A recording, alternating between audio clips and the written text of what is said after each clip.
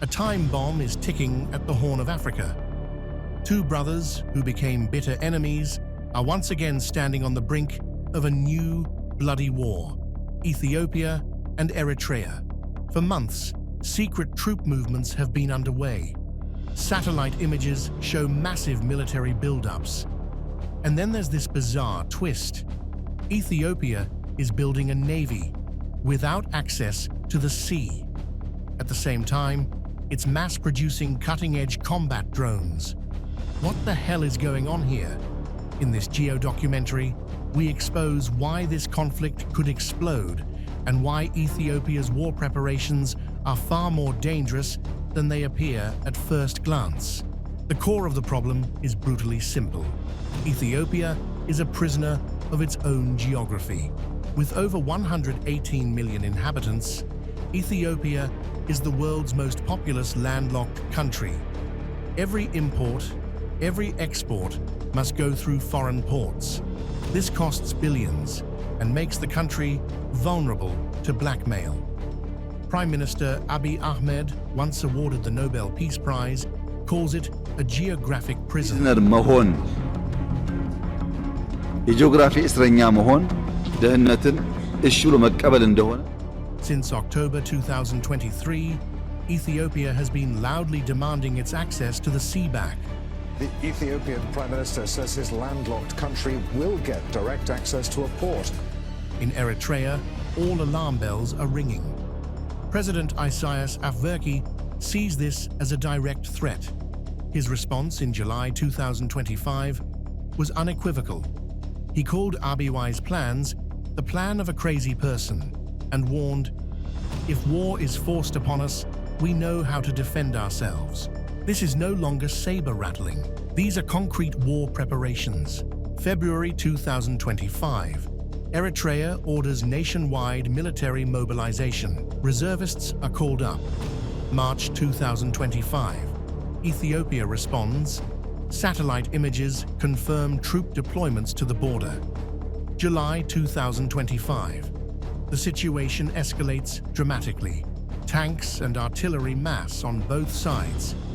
Eritrea fortifies its border with bunkers. Ethiopia moves heavy weapons toward the strategically important Eritrean port of Assab.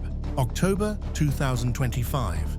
Ethiopia sends a scathing letter to the UN, officially accusing Eritrea of preparing for war and funding rebel groups inside Ethiopia. A proxy war that's already underway. Political analysts warn, the ongoing rhetoric indicates we are going to war. People are worried. But now it gets really bizarre. Two developments show how serious Ethiopia is. First, a navy without a sea. In June 2025, Ethiopia completed its brand new navy headquarters, 3 hectares in size, built with Russian support. In July, the first naval officers since 1993 graduated. Naval officers in a country that's hundreds of kilometers from the ocean. This is not a symbolic gesture. This is a declaration of war in slow motion. Ethiopia is training a navy because it firmly expects to gain access to the sea in the near future. The question is not if, but when and how. Second, the drone revolution. While Eritrea fights with Soviet weapons from the 1970s, Ethiopia opened its own state-of-the-art drone factory in March 2025. Skywin Aeronautics. Mass production of military UAVs, completely independently developed. This isn't some assembly of imported parts. Ethiopia is developing this technology itself. In July, it signed an agreement with Nigeria for the joint development of fully indigenous African combat drones. What does this mean militarily? Eritrea has virtually no air defense against modern drones.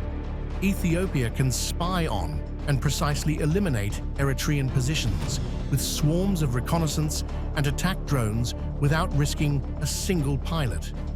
Add to that, Ethiopia has massive air superiority. While Eritrea has practically no functional air force left, Ethiopia possesses modern fighter jets and attack helicopters. In a war, Ethiopia would control the skies within hours. This is 21st century asymmetric warfare against a 20th century army. But here's the brutal truth. This conflict wouldn't be a quick victory for anyone. Eritrea may be technologically inferior, but it's one of the most militarized nations in the world. Nearly 4% of the entire population is under arms, one of the highest rates globally. This is a nation in uniform, battle-tested and determined to the extreme. And then there's the geography. Eritrea is a natural fortress in the highlands. Any attack would have to go through mountainous fortified terrain. Ethiopia's drones and jets can inflict damage, but conquering territory, that requires ground troops. And that's where it gets bloody. Experts warn, a large-scale war is unlikely, but miscalculation or external meddling could fuel a wider conflict.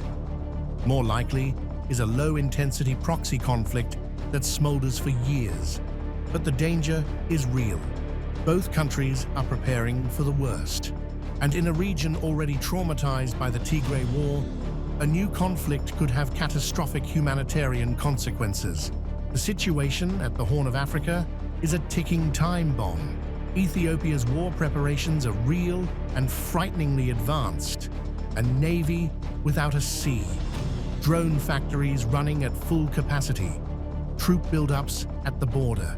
Eritrea knows it's technologically hopelessly outmatched, but it's also a nation that has never bowed, a people who would rather fight than capitulate. The question isn't whether the tensions are real. The question is whether either leader is willing to fire the first shot, and whether the world is ready for another devastating war in a region that has already suffered too much. What do you think? Is war inevitable, or will reason prevail? Drop your opinion in the comments. For more geopolitical analyses that look behind the scenes, subscribe to Geo2Go. The Horn of Africa stands at the precipice, and we're watching every step.